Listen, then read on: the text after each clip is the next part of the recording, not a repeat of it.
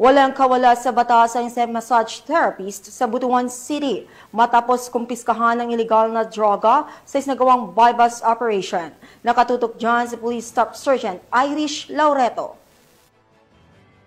Ng isang single mom na massage therapist na kinilalang si Elias Day, 53 years old at kasalukuyang naninirahan sa Purok 10, Tinago Street, Barangay Lumbukan, Lungsod ng Butuan.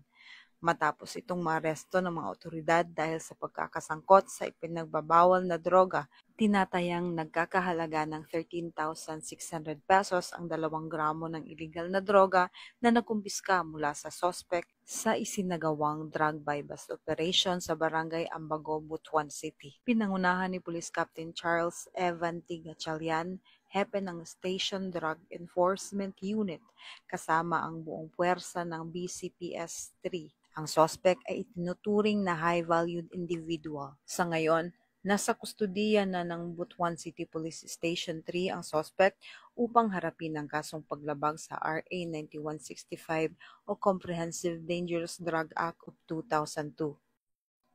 Mula dito sa Police Regional Office 13, ako ang inyong PNN News Correspondent, Police Staff Sergeant Iris Joy A. Laureto, alagad ng batas, tagataguyod ng balitang pulis.